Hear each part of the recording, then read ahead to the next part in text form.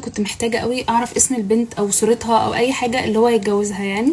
ففضلت افكر هنعمل ايه، انا واصحابي نفكر هنعمل، اروح قبلها باسبوع القاعه اللي البنت بعتت لي اللوكيشن بتاعها، واتكلم مع الاداره يعني ان انا عارفاهم. فضلت اقول لهم ان انا معزومه يعني على الفرح وكده، بس انا عايزه اعمل كيك عليها صوره العريس والعروسه، ومش معايا صوره العروسه ولا اسمها، فانا محتاجه يعني ان انا اخد يعني اي معلومات عنها. طبعا كانوا رافضين تماما يا جماعه، ومهما اوريهم التيكت اللي البنت كانت بعتهولي يعني كانها انا، ان دي انا ومش عارفه ايه، هم مش راضيين ابدا.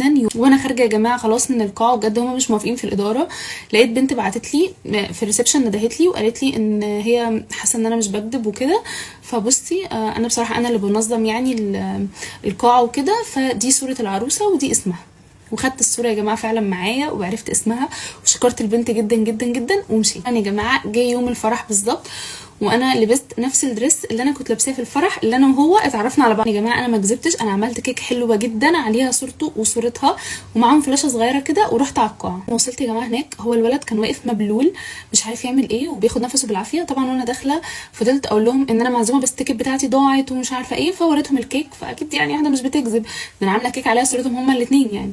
ودخلت يا جماعه وهو واقف بينهار، بس انا رحت بكل هدوء ومعايا الكيك بتاعتي، ووصلت لحد الولد وسلمت عليه وسلمت عليها العروسه. ويا جماعه العروسه كانت كيوت قوي، وبجد في اللحظه دي اترددت جدا ان انا اعمل كده. قلت لها انا جايبه لك الكيك دي ومش عارفه ايه، وانا زميلته في الشغل، وهو ساكت ما بينطقش، انا زميلته في الشغل وكده، فانا عملت لكم الكيك الحلوه دي وبتاع. ويعني ايه، عايزه اطلب منك طلب، بس ان في فلاشه عليها فيديوز ليه يعني وكده في الشغل، حاجات يعني هزار وكده، ان انا حابه اشغلها يعني ويبقى حاجه فن يعني. قالت لي تمام، بس ممكن بس بعد السلو بتاعنا وبتاع نبقى نشغلها.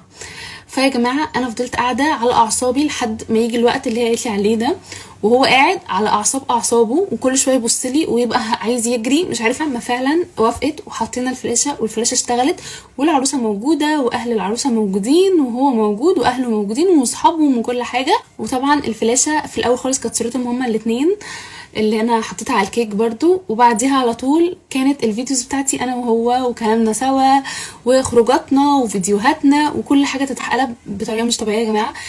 كل حاجه اتدمرت في ثانيه. البنت كانت منهاره وجت فضلت واقفه قدامي كده مش عارفه تتكلم، وعماله تقول لي ايه اللي انا بشوفه ده. قلت لها ان هو كان مرتبط بيا ومش عارفه ايه، وهي البنت بتعيط اصلا ومنهاره. انا بجد يا جماعه من كتر ما هي كانت صعبانه عليا مع اني فرحانه فيه قوي، فضلت اطبطب عليها وكده. وطبعا هي قالت له طلقني ومش عارفه ايه، وموضوع كبير جدا يا جماعه، والاكيد اكيد انهم سابوا بعض. وهو فضل بعدها فتره كبيره جدا بيتصل بيا كل يوم يدعي عليا. شوفت القصه بتسالكوا اللي عملته ده كان اوفر وما كانش المفروض يحصل، ولا اللي عملته اقل حاجه ممكن تعملها.